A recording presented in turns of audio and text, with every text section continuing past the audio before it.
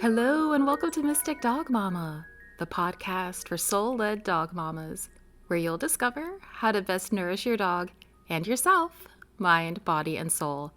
I'm your host, Dr. Alexia Meller. I am so happy that you're here with me today for this episode. Thanks for joining me. Today's a really juicy one, and if you love to have those big picture conversations, as well as get into some practical details of how you can create change for you and your dog today, then you're going to love this conversation that I had with dog trainer, dog behaviorist, and ethologist Kim Brophey. You may know Kim from her TedX talk on why framing our dogs as pets has been to our dog's detriment. Or maybe you've come across her applied ethology-based L.E.G.S course, which involves taking a step beyond training and looking at a dog's behavior in relation to its environment, its genetics, and its individual self. Kim continues to build bridges and invite others to contribute to a new conversation about dogs, one that challenges us to redefine how we perceive, talk about, and treat our canine companions as a society. And that's exactly what we do in this episode. Whether you're familiar with her work or not, I know you're going to get so many nuggets out of this conversation. So definitely message me on Instagram at Mystic Dog Mama with your aha moments. I'd love to hear them.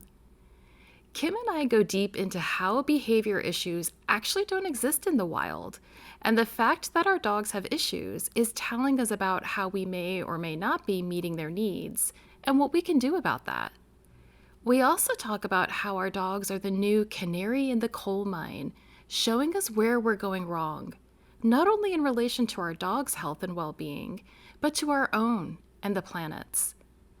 We discuss how our dogs are asking us to take a pretty harsh look in the mirror to see if what we're asking of our dogs, and ultimately what we're asking of ourselves, is really in the best interest of all involved, and how shifting our perspective from a focus on training our dogs for obedience and instead to creating a state of welfare can have life-changing results, again for our dogs, but also for ourselves. This is the conversation that we need to be having, alongside doing all of the things to help our dogs better live in and cope with the world. I really hope you enjoy it as much as I did. Kim mentioned some resources in this chat, and I've left links for you in the show notes, along with how you can connect with her and her work. Before we get into it, just a quick note that this episode was sponsored by Aspirationary, which, in full transparency, is another project of mine where we create books, notebooks, and stationery to help you become all that you aspire to be. You can check out our shadow work and moon magic journals and workbooks, as well as our popular My First Period Tracker for young girls and tweens on Instagram at Aspirationary. That's spelled ASPIRATIONERY. Okay, let's go. Hi, Kim. Thank you so much for joining me on the Mystic Dog Mama podcast this morning. I am thrilled to have you here. No, thank you so much for asking me. I'm really excited about it.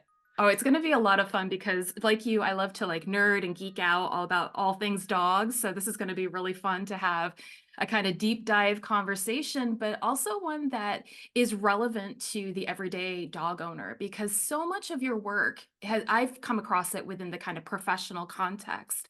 And you bring up some amazingly important points, but I want to translate that into the everyday dog owners' lives of how they can engage differently with their dogs in a way that is honoring the dogs, Yeah. mind, body, and soul, like what they're here for, and really look at how they can best support their dogs from the multiple perspectives that you offer through your L.E.G.S process. So I think there's going to be some really important nuggets that people can take away today. Yeah, and I love that intro. I mean, it's just kind of a wonderful tone setting for the kind of change we're trying to help facilitate in not just the industry, but our entire culture and really worldwide historical relationship with dogs, and some kind of bad habits that we've accidentally gotten into that, we've just needed to stop, reassess, check out, own some of our biases we're bringing to the table here in the 21st century, and kind of be intentional about reinventing some things. Absolutely. And one of the things that I really love about your perspective is that you are challenging how culturally we think about dogs. And I wondered if you could talk a little bit about your perspective around really challenging the idea of having a pet dog and that notion of pet and what that has meant for our dogs and our relationship with them. Yeah, yeah, absolutely. I mean, it's interesting because I think that we living in the 21st century now, we've all been kind of indoctrinated by the pet industry in this historical moment where the pet industry became this kind of like predominant leading force in our understanding of who dogs are, where our ancestors, even a few generations back, probably had a more utilitarian kind of approach to them, which in some ways we might kind of cringe at because we like the idea of kind of coddling in them with all the safeties and comforts of home that we ourselves want and appreciate.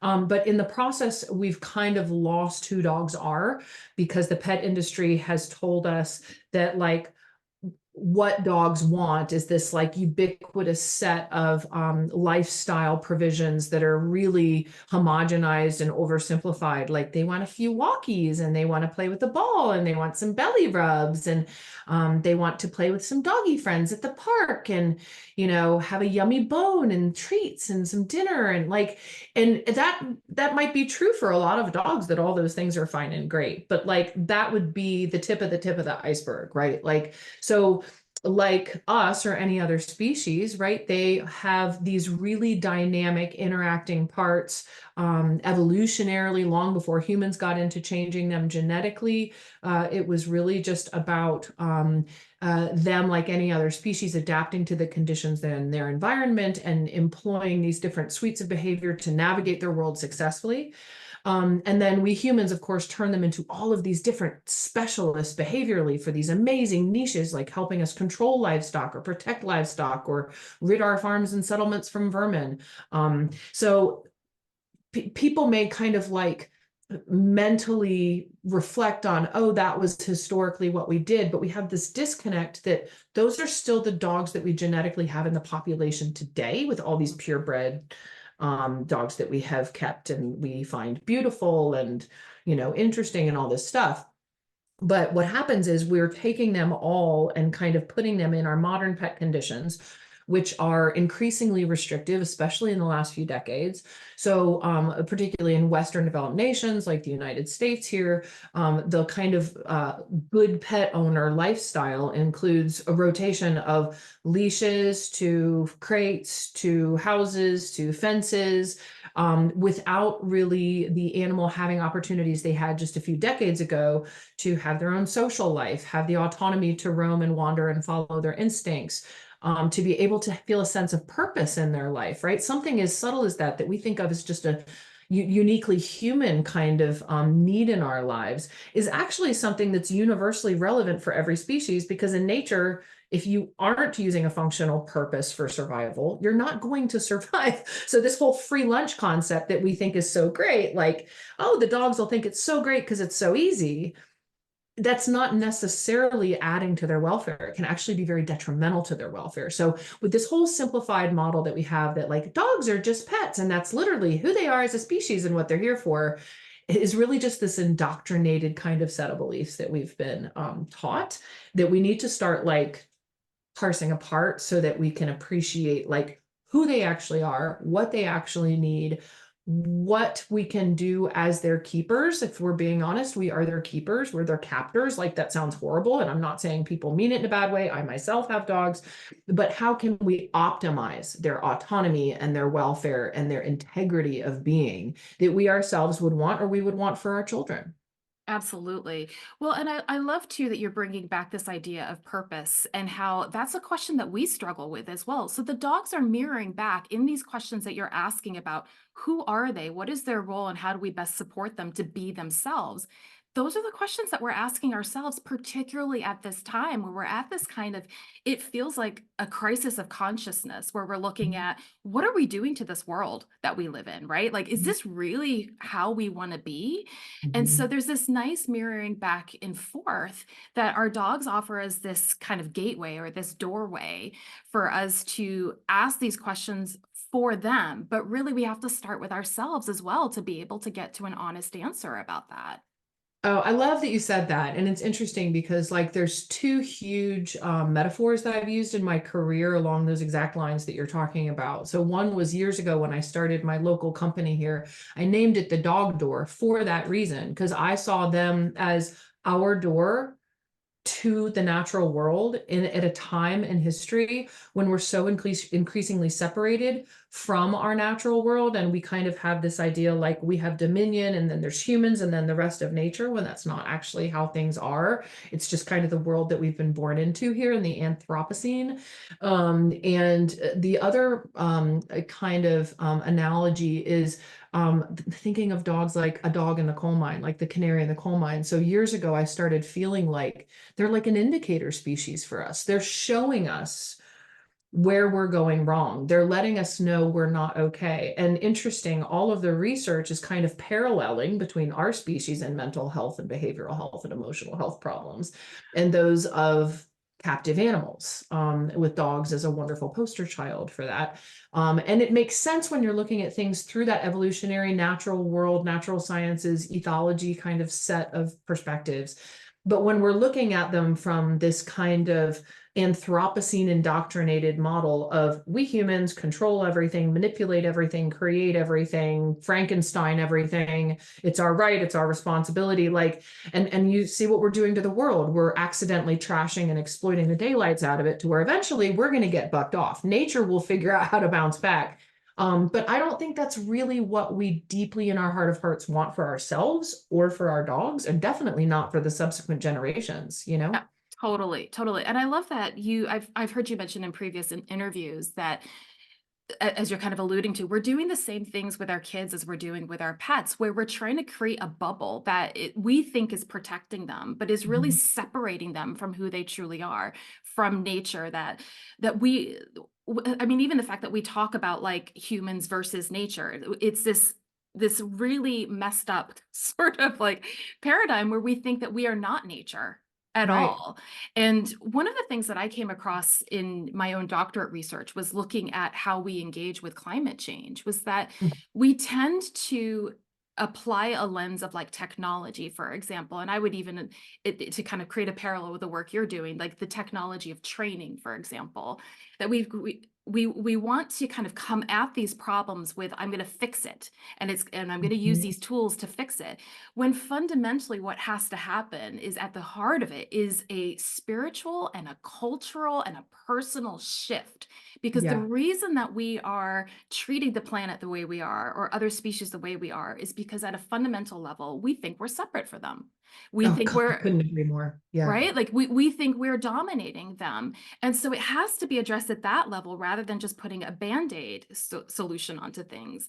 And I see the same thing, and I want to hear your thoughts on this, and correct me if you think that I'm wrong with this kind of analogy, but I think it's the same thing that we're doing with dogs when we're like, apply this training, apply this product, apply, all of these band-aid fixes. My dog's reactive. What can I do to fix them? To Mhm. eliminate the thing that I don't particularly like. When in reality, what I love about your work is, and you've talked about this before, of like not asking the how.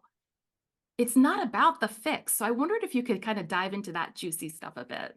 Yeah, no, and I really love how you're bringing in all the stuff about like our modern perceptions and psychology about things, because we do have this kind of idea of like human dominion and separation rather than integration with a natural world that we're literally born from and a part of. Like we're a biological species, an animal, a mammal, a social species, just like dogs are. And we have all of the same kind of physiology, the genetics, the phenotypical components that are intended to set us up for success in our conditions. But there's so many ways that humans have interrupted the natural processes of checks and balances that exist in nature to help support that kind of equilibrium. And that's where the scale has kind of tipped. And there's for those individuals that are kind of interested in some of like the global historical evolutionary kind of components of this. I mean, literally, this is considered a new epoch since the Industrial Revolution of the Anthropocene, where the conditions in the world are increasingly characterized and influenced by human effect on our world, as opposed to kind of nature being at the helm. And that should startle us a little bit, right? So when we're thinking about like dogs and dog behavior, we're thinking about any of these like modern problems. I think we do this with everything. We think like whether it's, you know, gun control or climate change or you know, dog behavior, we're looking at it like, how do we stop the symptoms, right? How do we like put a cover on this to kind of mitigate what's happening now, instead of saying, but why is it happening? Like, where is the dysfunctional source that it's coming from? And how can we track it back in the context of nature's principles? Because that's what's going to help us like get to the truth of, you know, what's actually going on, and then find out how to change things at their source, right? So it's kind of like Western medicine, for instance, being focused on treating symptoms as opposed to causes. Like, you know, we want to, if we have a mental health problem with a family member, we tend to kind of throw a pathologizing label onto it and some medication and a behavior plan so that it looks different and maybe is experienced different. But like a lot of the problems that people are having these days, just like the problems dogs are having these days, are exhibitive of the fact that they are dysfunctional and dissonant with their own legs, their own phenotype, their own kind of natural relationship with the conditions in their world. So someone might be sitting home alone at a desk job where they're inactive, separated from other human beings as a social animal, and not experiencing the biophilic kind of interactions of nature that our species and all species are intended to receive. And they're sitting there going, why do I feel depressed and I feel like my life doesn't matter? What's wrong with me? I have a psychological condition. I need to go to a therapist and get some medication. And by the way, I'm not criticizing any of those interventions, but because that's just kind of like where we are at it as a culture. But what's really underneath that is, why do I feel this way in the first place? Instead of thinking something's wrong with me and I need to be fixed, or something's wrong with my dog and I need to fix my dog, it's, what's not working about this whole arrangement? You know, what is this really speaking to? And so we've really tried to encourage the industry and the pet loving public in general, and culture in general, to really like reframe and rethink all of this stuff so that we see it as evidence pointing us to the truth, to find out what's there and really get at that heart of it, rather than, let me come up with some new fancy technology that's going to make that dog shut up faster, you know, like, because then we unfortunately get reinforced for quick behavior change, but it's superficial. So like in the behavior world, you'll hear trainers talk about that as like, you're just going to play whack-a-mole, because if you didn't really get it, what's underneath it, it's just going to pop up somewhere else. And the same is true for us and our modern problems, right? If we don't actually solve the problems that are causing it, it's just going to show up someplace else later, even if we think we've fixed it now. Exactly. Oh, I couldn't agree more. It's so true. And I've seen that with my own dog too, in how I've tried to, I came at the approach from a much less sensitive place than I am now, because Lucky just showed up in my life. I wasn't looking for a dog. He just showed up in my life. And I was suddenly like, oh my God, how do I deal? How do I deal with Yeah. this? And so you go down the rabbit hole of YouTube and trying to figure out even a perspective that felt good to me about training. And I was like, oh, I don't like using a prong collar or those sorts of things. And I think that's a process that you've got to go through as a dog owner, is like, what feels resonant for me. But what I was finding so much was that I was the one that was like, I need him to change. I need this behavior to change. And it was, I don't even know, it was like this collision of things that kind of came together, where all of a sudden I was like, maybe I need to change. Maybe it's me and not him. And maybe I have to look at this as an interspecies collaboration Mhm. rather than the pet that's got to Yeah. look a certain way, and he's got to be able to come to a coffee shop with me and just sit there and be quiet the whole time. He's got to do all these things because that's what society tells me as a dog owner my Mhm. dog is supposed to look like, and I'm a failure if I don't Right. make him do that kind of thing. Right. Yes. And that's, I think, why the public has gotten and professionals have gotten so lost in it, is because the messaging of accountability, like whose fault it is if the dog's not obedient, is so powerful. So it's actually tracked back further from dog needs to change. Oh, it's me, to, oh, wait, it's society. Oh, wait, that goes back a number of decades, you know, to where we really look at like how completely unrealistic and frankly unethical and unfair it is, right? To say, you know, you dog are here to meet my expectations about your behavior, regardless of whether or not that is reasonable, flies in the face of everything in your DNA and instinctual perceptions and natural behaviors.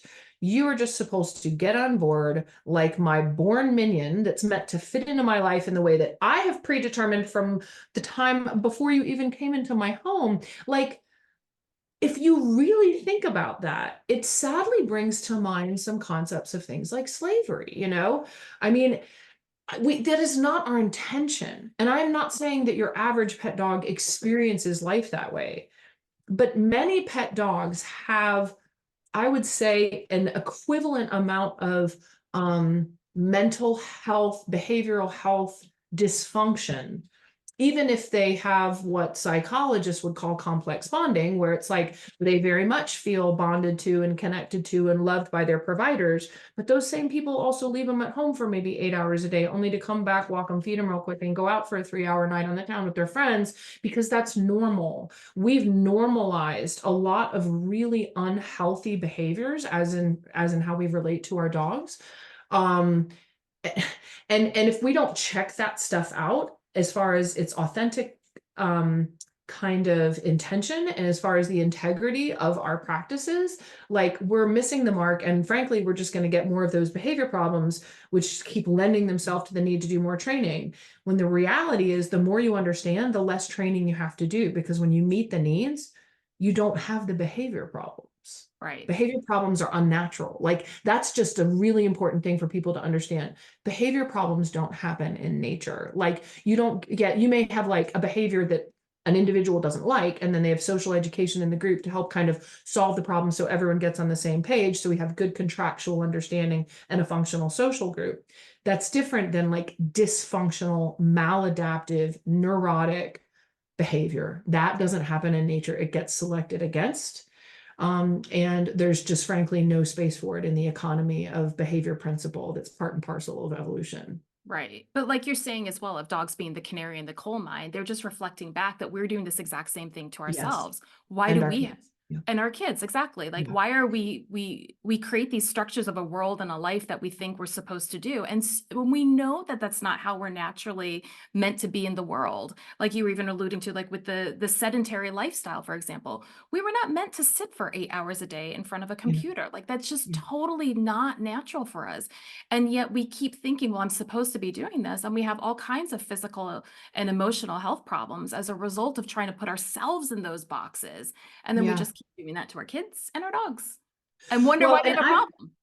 I know. And I've been thinking lately about like how much it's actually it feels like it's getting worse really quickly. I'm watching two of my kids, they're coming into adulthood and they're starting to face some of these, like, what are these adult responsibilities I have? And like, as I find myself wasting sometimes 3-4 hours a day dealing with, say, a new portal that my doctor has set up that I'm supposed to navigate, setting up my patient account and accessing documents and paying bills. And then each of these utilities or companies or services that we are engaged in, whether it's insurance or doctor or phone companies, whatever, like, increasingly what they're doing to save money is they're putting more and more back on the consumers, where we are supposed to be spending more and more time at our computers or on our cell phones or downloading apps and then, updating those apps and then learning those new platforms. And like, we're so literally consumed by this world that is not the real world, nature's world.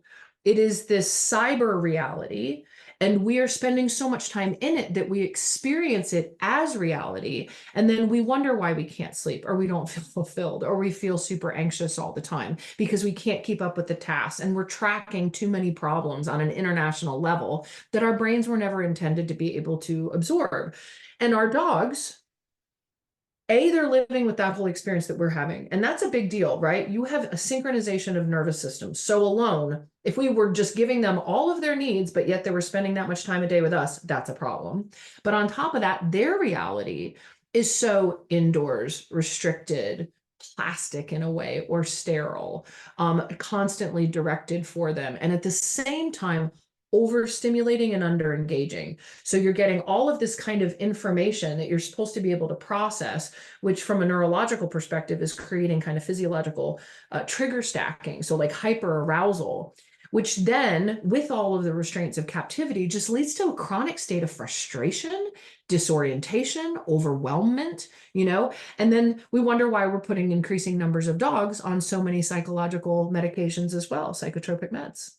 Yeah, totally. And, actually, we see a similar kind of trend within the canine nutrition world. So I would say that the pet food industry is lumped in with the overall pet industry. And when you look Mhm. at like where pet food came from, it was never about the nourishment of the dog. It was Mhm. always about, I see an opportunity to use cheap feed, excess feed from Yeah. livestock, for example, to create a product. And part of the issue that starts to happen with that is as we are feeding dogs in species inappropriate diets, they're Mhm. get an ultra processed diets. They're Mhm. getting the same health problems Yeah. that we've got, but at an exacerbated rate. And then what do? We put them on all these drugs to suppress the symptoms of like skin Right. allergies or whatever. And it's like this vicious cycle that we just don't get at because to your Yeah. point, we're not getting to the root of it all. And it Right. really requires us to take a hard look in the mirror and say, what are we doing? Oh, absolutely, because on both ends we've cornered them. I gave a you, you could argue quite depressing presentation at the Aggression in Dogs conference a few years ago called Screwed the Pooch. And it was basically about how we've got them cornered from an evolutionary perspective in both an immediate, approximate way and in an ultimate way. So those were kind of like from the ethological perspective, we're looking at things from like the proximate, kind of for this individual, and then ultimate evolutionary generational problems. Meaning, so like if because they're captive, they can't adapt to their conditions autonomously, right? So like they don't have the opportunity to change their behavior as it relates to those conditions in any kind of a meaningful way that can improve their welfare or their success or adaptation. And they can't migrate, they can't leave because of captivity and try something else, change their conditions so that those fit better. And then we've also cornered them in that third ultimate way because they can't evolutionarily adapt. So let's say all that dogs had available to them was super processed canine kibble. If nature was doing its part through its own checks and balances, what would happen over time, unmitigated, if we weren't doing spay neuter and we weren't breeding and all of those things. I'm not saying I'm against breeding and I'm against spay neuter. I'm just calling them out for being complicating variables. If we weren't doing those things, then the only individuals that would still be alive would be the ones who could handle that only diet that we were providing for them, right? So then at least they would get healthier over some generations as it related to those food opportunities. But what we're doing is we keep breeding dogs that are not coping well to the environmental conditions, the nutritional conditions, right? Lifestyle, exercise. I mean, let's just say it, structural conditions. Like some of these dogs can't breathe, they can't reproduce, they're not healthy on their own, they're suffering from the time that they're born. We find it cute, so we keep breeding them. But like we've really cornered them and like stripped them of these evolutionary birthrights that support the ultimate health and welfare of every species out there and the ultimate health and welfare of the ecosystems that they're a part of as they're all interacting and playing those reciprocal roles. Like we're like pulling them into this silo with us of separation, calling it a favor. And we do believe it's a favor. That's the sad thing. We actually believe this is what's in their best interest. This is what's in our best interest. We've brought them along for all this wonderful splendor and, kind of modern luxury that we have, believing that's what's best for us, believing that's what's best for them, and all the while becoming more and more unhealthy, more unsatisfied, more frustrated, more distressed as to relevant species, Absolutely. respective species. Yeah. Absolutely. And I love that you're bringing that kind of ethology perspective of looking at behavior within an environmental context and that nothing actually exists in a silo. Everything is part of an ecosystem. So when we're doing something to one thing, it's naturally going to have a ripple effect, positive or negative, on Mhm. everything else that it's touching. And so we have to start looking at that. And that was one of the things that I really love about legs. And I'd love if you could kind of talk about what legs is, because it's a lens that I think is really useful for people to, again, take that ecosystem perspective on their own dog to then look at how am I best supporting this individual within Mhm. this wider context. Yeah, sure. I'll talk about that. So I'll kind of introduce it first as nature's model, because that's what it is, and then I'll just kind of talk about how it relates to our dogs as also a biological animal and ourselves. So in nature, every species has a phenotype, and the phenotype of a given species is the collection of observable traits, behaviors, characteristics, evidence of those things, like a nest or a web that an animal might have built. And it is the expression of a confluence of variables that work together in a dynamic cooperative fashion for the benefit of the welfare, adaptation, and survival success of that individual, as well as the species, as well as the ecosystem. And phenotype being that kind of complicated scientific term, we're like, what does that actually mean? Legs is a really helpful, practical way to think about it. So for every individual self, that's the last leg of legs, the S, the self, they are born already carrying the wisdom of the prior generation's adaptations genetically, so the G of the legs, to the environmental, that's the E of the legs, conditions that that species evolved in, that is unique and very specified to that organism, right? So like you take any organism out of that natural environment and it doesn't function the same way. And then each individual self, through the development of their life and their nutrition, their health, their age, their sex, all of those things, injuries, all of it as an individual, they are then learning. So back to that L, the first leg of legs, they are learning and adapting in that environment as the environment has these changes and fluctuations and conditions, how to modify their behavior and interactions with that system, with that context of the ecosystem and environment. And the beautiful thing is it all goes back into this funnel of the G to then pass on whatever that individual can contribute to the user manual for the species and the lineage to the subsequent generations. And that's where this whole cool field of epigenetics is coming into play and teaching us so much about like your genes are actually changed by your experience so that your offspring can benefit from that. I mean, it's just amazing. So it's this wonderful kind of feedback set of circumstances, legs, where an individual is born with the genetics as a self in an environment and then learning and adapting to improve the whole thing for the subsequent generations. So our dogs, just like us, also have all of those working parts that are informing their phenotype and their biology and their behavior. But what happens for us is, and for our dogs, and for any captive animal, and for many animals that frankly are just experiencing the dysfunction of the modern world where their ecosystems are currently being polluted or destroyed, is that what was meant to be this functional interactive set of parts is so disrupted that they can't navigate those conditions. So they're in conditions where the perceptions and the behaviors, for instance, that they've inherited that worked for all the prior generations up until recently suddenly don't make sense, and the behavioral strategies don't work.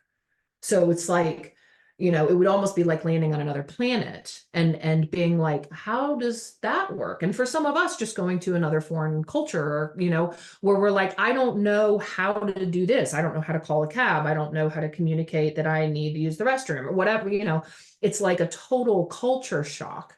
But over time, that individual is going to probably experience an increasing amount of distress if those conditions don't bear enough resemblance to what they were designed to be in the first place.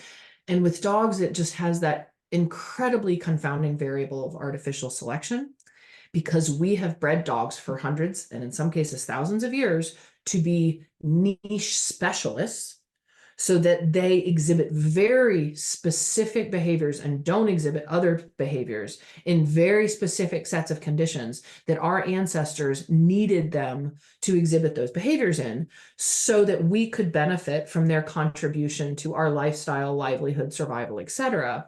We don't even want most of those behaviors anymore, and yet we're preserving them in the gene pool that we have, only to then be like, bad dog, I don't like that behavior. How can I fix it and train it out of you? Which is like, that's the wrong question to be asking. We should be asking, how can I provide for this in the environment? Or how can I stop creating keys for locks we don't have anymore? it's a breeding issue or it's an environment issue way more than it's a training issue. And yet our culture keeps being like, train the dog, train the dog, train the dog, or medicate it, train and medicate. But we're focusing on the S and the L and have been for a long time, long before I wrote the book. That's why I wrote the book. I was like, that's all we ever talk about is how we raise them and maybe what drugs and labels we can smack on them. We need to turn the whole thing on its head and say, how can we environmentally provide for their needs so that they actually have good welfare? Or what do we need to do about our modern breeding practices so that our modern environments are conducive for them? Exactly. Exactly. And again, these are the same questions we need to ask for of ourselves, because I also think, as you were talking about that, I kind of got the sense that I think that that's part of why we in the West, for example, and I'm using the West as as an example because we tend to be lucky. Stop. Sorry, he's digging for his freaking treats. My fault. Goodness. Oh dear. But we tend to be so separate from the environment that were originally kind of bred in from a legs perspective. And we are therefore constantly seeking for a connection, for some Mhm, deeper connection. And we often turn to like indigenous cultures, for example, because we see them as more connected to their roots, to their sense of mhm, self, to their spirituality, to their mhm. land, etc., because we desire that at such a core level. And it made me wonder too if that's something that was passed down from your perspective of epigenetics, that Oh yeah, we're craving that. And our dogs are doing the same thing, but they're like you said with the keeping them as purebred, especially, they are really hyper focused on those particular needs, environments, etc. And we're taking huskies and we're putting them down in Mexico, for example, or right. these crazy things where we're absolutely taking them out of the environments that they are meant to be in, and we're not giving them the opportunity to do the jobs that they were bred to do. But it's the same for us. It's Yeah. totally the No, same it's for us. It's so true. And that's why there's so much parallel development in fields like eco-psychology. So like the school that I went to, Warren Wilson, I was just meeting up with my psychology professor recently. And she was talking to me about all the new programs that they've had since I've been there. And like, it's just amazing how much progress she's done and they've done as an institution and is happening like all over the country and around the world about our understanding of that biophilic tendency that all organisms have for those signals in the environment. It's so simple, it's obscene. It's things like the smells and the sights and the sounds of just being outdoors. Why do we flock to beaches and rivers and lakes on our vacation time? Why do we go there to refill our battery? Most of us desperately need the experience of homeostasis, and so do our dogs, where our physiology and our nervous system can actually calm down and kind of complete this cycle so that it's feeling like it's grounded and things are in concert again, because we're always in this like disrupted equilibrium state. And it is interesting because like you can track where we find good solutions for those unmet needs in ourselves, and you can track where we're also culturally finding really poor solutions for those unmet needs. For instance, social media is a really interesting human experiment in the 21st century on a horrible series of surrogate interactions that can exploit some of our natural needs socially. For instance, we need to feel seen, we need to feel socially valuable, or we feel like we're going to die. Because as social animals, if we don't feel like we are accepted and liked and appreciated and contributing something, and getting that feedback, we actually feel a sense of threat of death as a social animal. I mean, it is so deep and visceral evolutionarily. So we go to places like social media in our increasingly separate social world where we don't have these villages and communities, so that we can then interact in a way where, oh, how many people liked my post? And then it fills it in like a surrogate or an accidental kind of way. I'm not so sure it's accidental by the people who designed these programs like Right. Facebook. Um, that one's at you, Mark Zuckerberg. But it's really like wild to watch what we do and how, for instance, we are hunter-gatherer, right? Our foraging behaviors, because we don't actually have to go forage. We can order from Amazon in the grocery store. So what do we end up doing? We end up shopping for crap we don't need for hours online because our seeking system, part of our natural phenotype, needs an outlet of expression for these instinctual behaviors that kept our species alive for all those years. And we then call it like, oh, that person, it's almost like we shamefully say, oh, that person has a shopping addiction, instead of what unmet need is that behavior problem rooted in? And how can we get that person out picking berries on the weekend, or, looking for arrowheads in local fields, instead of shopping online and spending a bunch of money they don't have on stuff they don't need? Because the behavior itself is not the problem. It's a natural foraging behavior. It's the engagement of what's available in the environment, what Gibson, an ethologist, calls affordances. Like, what does the environment afford the individual as far as the expression of those natural behaviors? Our modern world doesn't have a lot of the appropriate affordances for us and for our dogs. And so we find these surrogate things. Sports, for instance, sports is actually a healthier one, but sports engages all kinds of things about our social, tribalistic, foraging behavior, resource guarding behaviors, hazard avoidance behaviors, things that were really necessary in our species for a long time. But now, at least for us here in the United States, pretty safe. We don't need most of those behaviors. We're pretty kept as a species by and large. And so sports fills a lot of those cups. And there's a reason people get so into sports, is because it just literally turns us on an evolutionary, like, cellular level in a way that a lot of other things don't. So, like, it's fun to just put that lens of ethology on any kind of modern behavior problem, psychological problem, cultural problem, and then kind of track it back to its source. And that begs the question of, how do we create meaningful solutions to these problems, instead of just continuing to pathologize each other and throw meds and labels at each other, trying to fix ourselves, believing that something's wrong with us instead of the conditions. Exactly, exactly. So, what would you advise somebody who's listening to this, as an example, where they have issues with their dog, maybe with reactivity? That's one that I hear. It's probably the number one thing that comes Yeah. to me, of like, my dog's being reactive and I don't know what to do about it. How would you, from a legs perspective, start to approach that with the dog and with the human? Because I imagine that there's opportunities for them to actually work together to meet their own needs. Because I don't think it's ever just the dog. I think that it's always this kind of partnership that's going on. That Mhm. that from a legs perspective, what would be helpful for them to start considering? Mhm. I think, one of the reasons we see so much leash reactivity is because it is it is such an easy made opportunity for a frustration meltdown, because you have dogs that are confined for such large periods of time compared to what they were designed to be doing.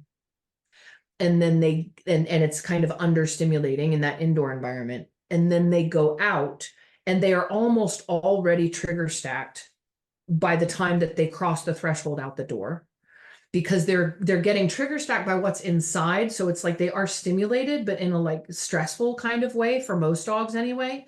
They're just getting, whether it's, television, radio, humans coming in and out, sports events, kids getting ready for school, blah, blah, blah, right? Like, you coming in, throwing them some food, going back out with some friends, throwing them back into the crate. Like, so they have all that going on, and then they go out and they get all these signals from the natural world that are arousing and inviting and exciting to their instincts and their perceptions. And then they're stuck on a leash. And then they see another dog, and that dog is also throwing all those frustrated, over aroused, I've been stuck in the house all day signals at them. And it just becomes a contagion, an emotional contagion experience, right? And so instead of looking at that as a training problem, look at it as evidence of how more needs need to be met, and think of, how can I help my dog and myself? Because if my dog is experiencing this, I'm probably legit low level experiencing at least some of it, if not a lot of it myself.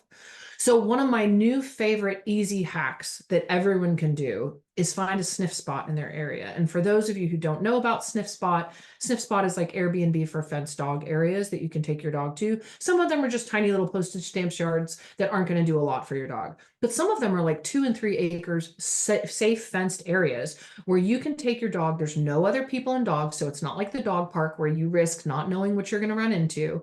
You can see their ratings on their website about how well secured they are or not, so that you can figure out, like, if that's a good spot for you and your dog, and making that like a normal part of your life and lifestyle, even though, like, yes, that might be an investment, but it still might be a lot cheaper than expensive trainers and medications and health problems and all kinds of other things that would be the fallout of you not giving their dog those provisions. So it's really about like, I brought this animal into my life. They didn't get a choice about that, right? They didn't have a say in how they ended up here. And if I am getting explosive behavior on a leash, I have to be curious about where that is coming from. And also not blame myself, not blame my dog, but look at it as evidence. My friend Kathy Murphy, who's one of my professional colleagues, I adore her. She's a neuroscientist and a veterinarian. She talks about it as being kind of a barometer, right? The behavior is a barometer for what's going on. So amazingly, a lot of the most severe cases can be best met by making massive changes in the lifestyle and the environment instead of continuing to expose the dog to the things that are putting them over the edge and then throwing various training things at it.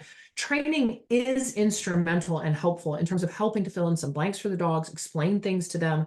And there's a host of different kinds of resources you can get into that are like in our full L.E.G.S course, for instance, that we have our L.E.G.S Applied Ethology Family Dog Mediation course, which is available for pros and for the public. We have a lot of just really passionate dog families and owners out there that are taking it. But also we have some easier kind of like, 1 hour classes and programs and things that might fill in some blanks for people about stuff too, as well as the book, Meet Your Dog, and explaining, filling in some of those blanks for people. But it's really that perception shift. I think that's the most powerful thing, and realizing training is not the answer that you've been conditioned to think that it is for your dog's behavior problems. We have to look at ourselves first and what our roles and responsibilities are as the captor, providing for the quality of life for this animal that is not designed in most cases, unless it's a toy companion breed that was designed to live on your lap and indoors, in most cases, not designed to be living this indoor sedentary modern lifestyle that we're living. Absolutely. Well, even with the toy companion breeds, they are Yes, dogs. They yes, still have absolutely. they still have their needs, and I think a lot of us who, I mean, Lucky's a little Chihuahua mix, and I often get made fun of, for example, when I'm out on the dog walk and I've got him on a 30-foot long lead. And Yeah, people are like, "Why do you have such a small dog on such a long line?" And it's like, this is for him. This is for him right. to be able to like go and explore. Because guess what? A six Absolutely. foot leash feels like he's being yanked by the neck, and that's not an enjoyable experience for him. Absolutely. And that's the thing, is that it's all gradients of kind of like welfare compromise, right? And so Yeah, some of those smaller breeds might do better in those indoor smaller environments, but they still need to go be a dog, and they still need to be out there doing the things that dogs are supposed to be doing. totally. And it's fascinating to me how we've kind of ended up in this conundrum. It's disturbing as well, because like we're stuck in a cycle where we keep literally manufacturing dogs as products, as keys for locks we don't have anymore, and then beating our head against a wall like, why is this not working? Why does the key not fit the lock? Why am I getting all this friction? Why won't the door open? When it's like, well, because you're not actually designing keys that fit in the locks, or modifying the lock so that the keys fit. But like we have to do one or the other, Right. and the learning is a component of that with their L.E.G.S, but that again is more supportive of the changes to the genetics or the environment that we really need to be making, as opposed to the thing. Just train your dog, make them obey you and follow your commands. Like if you really put that through a logical filter, it's a little sick, frankly, how humans have gotten into the habit. And I'm not saying this to any one individual, it's all of us. It's kind of a collective cultural thing that we've absorbed, that like a dog's lot in life is to obey our every whim and command. Like that doesn't make sense. No No, species is here to serve another. no. And I love how you've talked about that previously too, about switching that lens really from looking at like obedience, which again kind of challenges the alpha mentality that even though that's been Mhm. debunked, it still circulates, it's still out Yeah. there, to one of like really collaboration. And that's Yes. where, I think that has been, you raising that has been really helpful for me in rethinking the way that I'm engaging with Lucky on a daily basis. That, yes, I'm teaching him life skills for how to kind of navigate this world. And you've talked a bit about switching that notion from like training to guiding. And I think that's kind of part and parcel of this, like Absolutely. seeing ourselves as teaching them how to be in this manufactured world, but not from this place of like, or else, because I need you Right. to do this because I'm the one who's in charge kind of Right. perspective. Well, and ironically, I think one of the more insidious injuries has been, of course, with nothing but the best intentions, but because we bought in so much to the idea that it's training, it's training, it's training. That's how we help them. That's as opposed to the environment or the genetic kind of like base level interventions.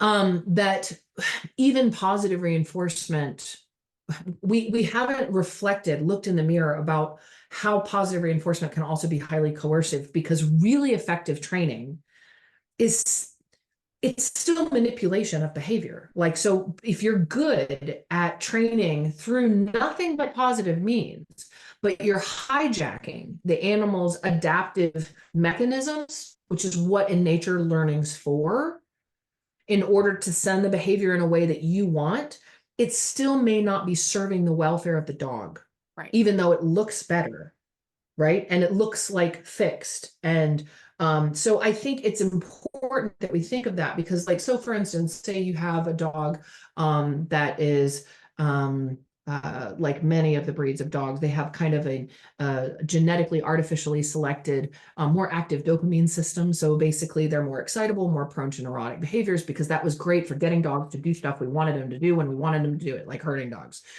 But you can accidentally hijack that drive to work and increase a dog's level of neuroticism to the point that it is not healthy for them, through nothing but tug and treats and fetch and ball, and and I've seen a lot of overtrained dogs that were trained by nothing but positive reinforcement that were not healthy dogs. Mm-hmm. It would be it's kind of like you turn them into drug addicts, right? Totally. Because Totally. dopamine's a drug, and so when we're hijacking through positive reinforcement that system, it can still have fallout. And that's something that the industry hasn't wanted to talk about, because we are really busy trying to call out the more egregious forms of dog training, right, in the name of the animal's welfare. But we've kind of patted ourselves on the back too quickly, like, well, I would never do anything that would hurt a dog, without really understanding what is happening under the hood when we're employing some of those training techniques. So I think it's important that we stay objective, we stay curious, we stay humble and willing to like shift ourselves, right? And when we're learning and discovering things, and we listen to the dogs and what they're telling us about what we're doing. Totally. Totally. I mean, we say this in the nutrition world as well. Like, it's about feeding the dog in front of you. It's engaging that dog in front of you and making changes according to that. And also along the Mhm. lines of like the kind of, we like refer to them as like the ball fling addicts, the dogs that have been really amped up because we've been told, like, if you've got a reactive dog, you just need to exercise them more, just get them more active, and that's going to solve the problem. And yet that usually does not solve the problem. And Right. a perspective that I've actually found helpful that kind of relates to this too is Caroline Griffith has a program called Canine Flow, and that's all about looking at the energy of the dog. And she argues that when you think that your dog wants to be in charge, it's that the dog has an emotional or energetic charge that it's trying to ground. And so rather than trying to mentally exercise your dog, like giving them all these things to quote unquote tire them out, in an interview I did with her, she said, like, well, if you give a kid like, math problems to do before going to bed, is that going to actually help them go to sleep, or is that just going to keep them up? Like, it's the same sort of thing, but it doesn't tire the dog out. It gets them more engaged in that way, which actually doesn't do what you want it to do ultimately. But if you can Mhm. recognize that the dog has an emotional, an energetic charge that it's trying to put somewhere, and you Mhm. come from that perspective and give it activities that help it to charge, to release that charge. That might be chewing on something. So something relaxing, like you mentioned, you gave your pup like a beef tendon to chew on, for example, Mhm. that allows her to ground through her mouth. And Mhm. looking at dogs use their mouths to ground all the time. So whether that's a barking, whether that's a biting, whether that's a chewing, or whatever, they're telling you that they've got something that they're trying to get out. And so give them appropriate things that allow them to release the charge, rather than trying to just work with their mind and tire them out that way, or just exercise them to release that, because that might not be the actual issue that's going on there. So again, taking a bit of a wider lens as to what's going on with your individual dog in that individual context.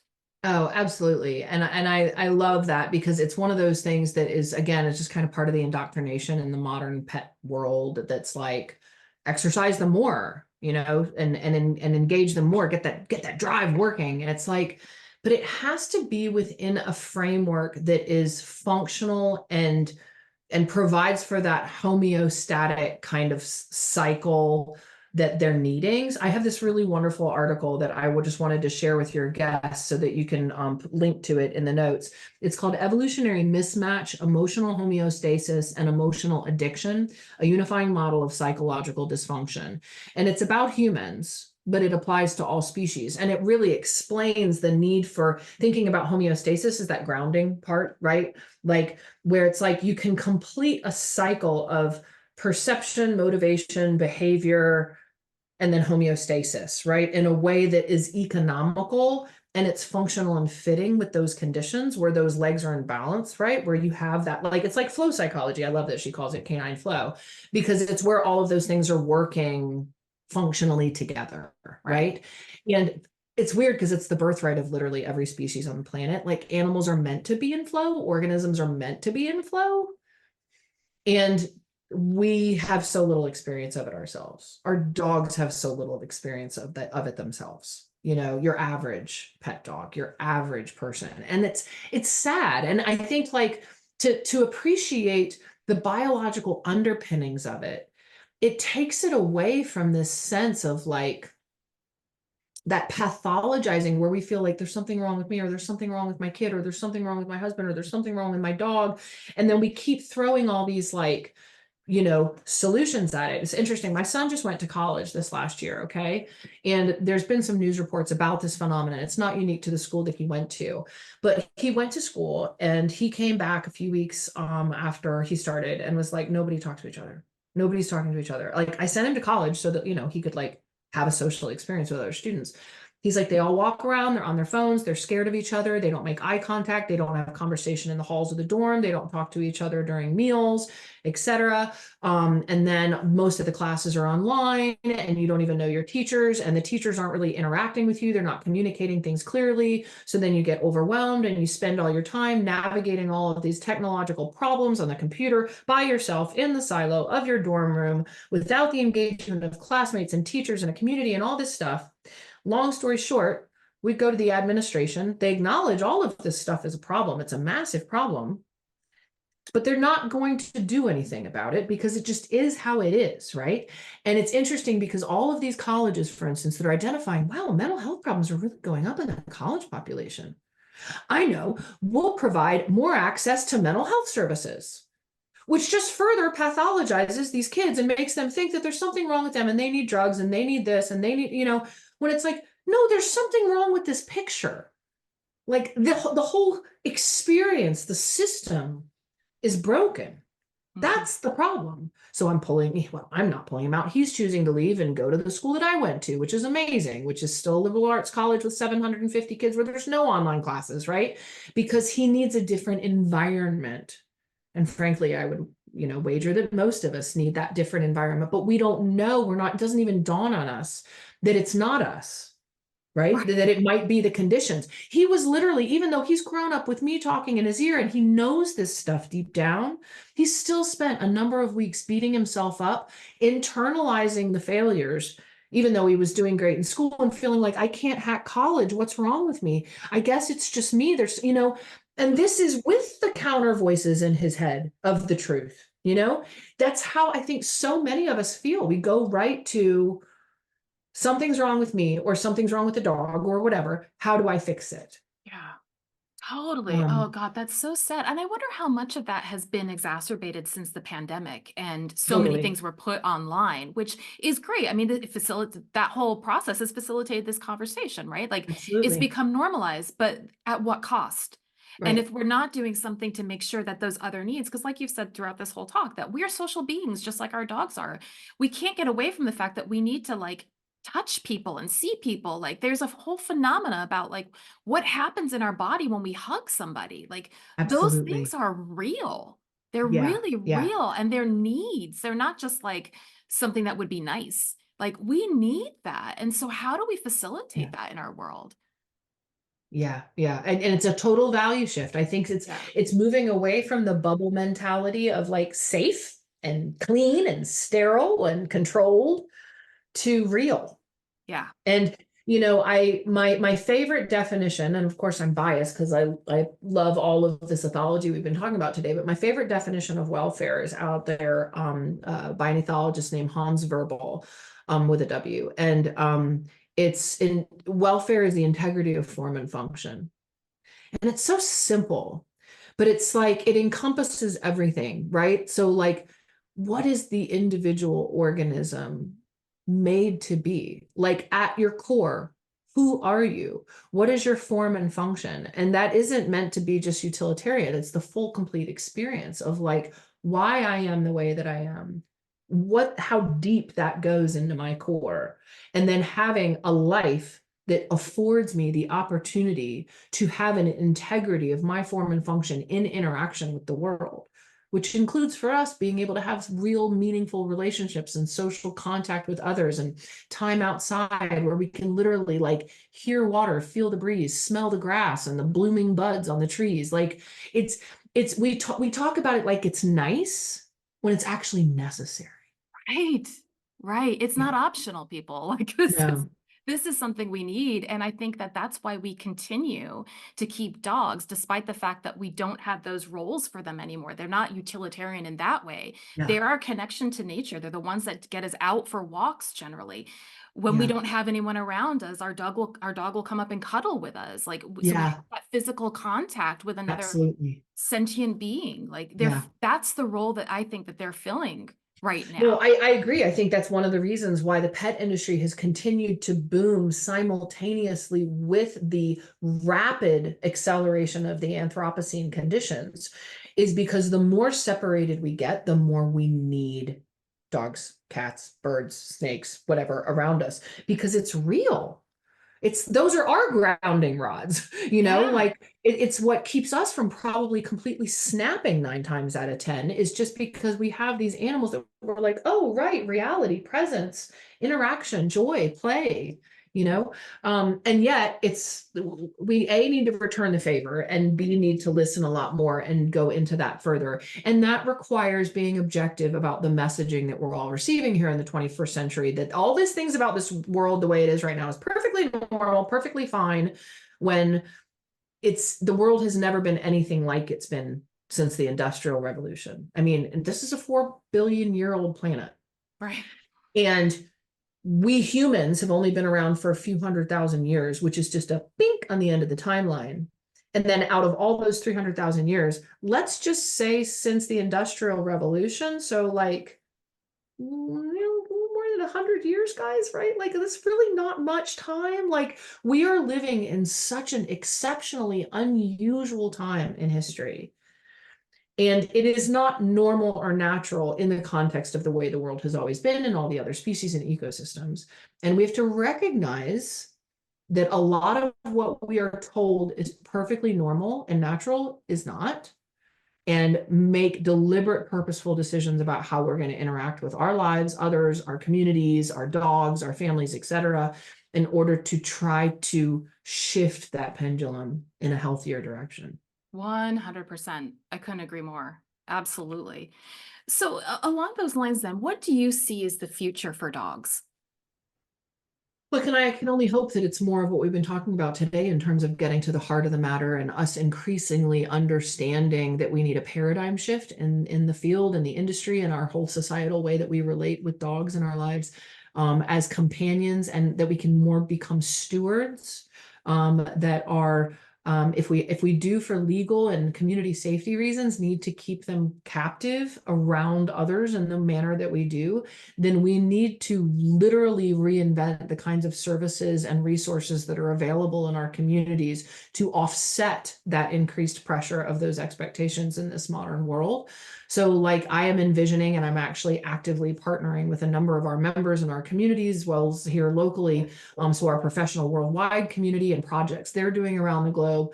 And then we've got some really exciting stuff happening here with the people that are actually buying my local part of the company so that I can focus on the public or the professional education, like what we're doing today, and where we're trying to take the whole concept of like a dog training center and have it be a wellness center, so that at those locations there are actually those private, nature fenced, safe enclosures that are completely fulfilling an offering of those affordances and the homeostasis. They're engaging with the instincts that we've bred into the dogs in a functional, adaptive way that can be satisfactory for them, where we can have social education in a more natural kind of cohesive environment instead of these like mosh pit dog park situations that we have going on. And so like, I think it's a matter of us stepping outside the model, realizing how broken the model is, and saying together, if we get it, we can reinvent what it looks like to be living with dogs in developed nations. But we have to totally reject the models that we've been sold without hostility or blame, but just say, enough. Let's reinvent, let's rebuild and restructure around this understanding that it should be welfare, not obedience. And when you have good welfare, then you have behavioral cohesion. Mm. I love it. I love it. So Kim, if somebody's really lit up by what we've been talking about today and wants to learn more about legs and Yeah. just your overall approach, you've mentioned that you've got some courses, you obviously have the book, your book Meet the Dog. What are some ways that people can engage with your work? Yeah, so if they will go to the familydogmediation.com website, that's where all of our courses and just some basic information about everything we're doing is available to them. There's a tab to kind of enter the space as a professional or as just an individual family. But either way, all of it is available to anyone. So if you're like, I have to know all the things, I am the biggest dog nerd I know, and I want to know all the things, I've read all the books, and I'm really excited about all this science, the full professional course is totally where it's at, because it's just front to back, deep dive into all of these issues, as well as there's a number of hacks that are in that full course. So like, we don't want to just say, okay, here's all the science behind all of what's happening. We want to actually be giving people practical solutions that are meaningfully helpful for intervening in some of these dysfunctions as they occur. So the hacks are like a way of approaching those types of things. So the main course has 10 of those. There's a subsequent hacky pack for people who've taken the main course that's got another 20 hacks in it. So there's a lot of resources on there, as well as they can see presentations from other members from our last 2 years of conferences. The whole approach that you offer is just, I think, revolutionary in many ways and so helpful. And again, taking the blame off the owner and saying, like, we got to look at this bigger picture, but there are ways that you can look at this bigger picture and actually make some changes with your relationship with your dog. It's not just a kind of abstract thing, that there are really practical ways to do this. Exactly. Wonderful. I'll leave a link to all of that in the show notes. So if people want to go from straight from there, it'll be easy to do so. Right. And I wanted to ask you a question that I ask all of my guests, and I'm sure we have touched on elements of this, but I wanted to give you a chance to reflect specifically on this. And that is, what do you feel that dogs, whether the dogs that you've worked with or your own dogs, dogs generally, have taught you about what it means to be human? Mm. Um, I the humility is really underrated. um, I think presence, doing nothing in a world where we feel like we always are supposed to be doing something, like we literally guilt trip ourselves for being, when most animals in nature spend an incredible amount of time being, saving energy for the important, necessary doing. Dogs teaching me that they are dogs, that they are beings, helps me remember that I'm a human being, not a human doing. And they're always inviting me back into that moment. And the humility of just being another organism, right? Like dogs aren't out there trying to conquer all the other organisms. Other species aren't out there trying to conquer all the other organisms. They're playing their part as their niche, their little cog in the greater wheel of the whole big orchestra of life. And I think we tend to have some delusions of grandiosity as a species. And I love the humility that animals offer us. And in that moment, just that it's the present moment is always enough. And it's the only place we can work from. And that's where the magic happens, right? So it's enabled me. Every dog has taught me more about that and checking my ego and not white knuckling life, but being curious like a kid with wonder, real spirit of wonder about this natural world that we live in, so that I can have the appropriate humility and reverence for it and the gratitude of just getting to be a part of it. That is so beautiful. So beautiful. And I couldn't agree more. I feel like that's one of the biggest lessons that I've received from Lucky as well. So that's fantastic. Kim, Oh, thank so you so much for today. This has just been such a joy, and I know people are going to get so much out of it. Just no, thank you. thank you for your presence, your energy, everything. I'm so grateful. No, you're so welcome and thank you. It's a wonderful podcast that you've got, and I'm really appreciative to have been asked to come. Oh, thank you. We're going to have you back. Great. Mark my words. We're going to have you back because this is a conversation that needs to be continued. Absolutely. Thank you. Thank you so much for joining me today in this conversation with Kim Brophey. Honestly, when I was doing the editing, I was so jazzed at all the incredible nuggets we explored to share with you. What was your biggest takeaway? I would absolutely love to hear, so please message me on Instagram at Mystic Dog Mama and let me know. I respond to each and every message and would be thrilled to hear what resonated with you. And again, thank you so much for listening and for sharing, liking, subscribing, rating, and reviewing the podcast. These all mean so much to me and to the lovely algorithms that help other Mystic Dog Mamas and Papas who are looking for community to find us. And if you'd like me to do a future episode on a particular topic, or you'd like me to reach out to a potential guest, just let me know. Again, you can reach me on Instagram at Mystic Dog Mama. To connect with Kim and learn more about her courses, visit familydogmediation.com. I've left this info in the show notes. And if you'd like to pick up a copy of Kim's book, Meet Your Dog, I've also left some affiliate links in the show notes for you to purchase it. When you choose to purchase through these links, the podcast receives a commission, which keeps it up and running. So I would be really grateful if you'd consider using these links if you're interested in buying the book. Okay, until next time.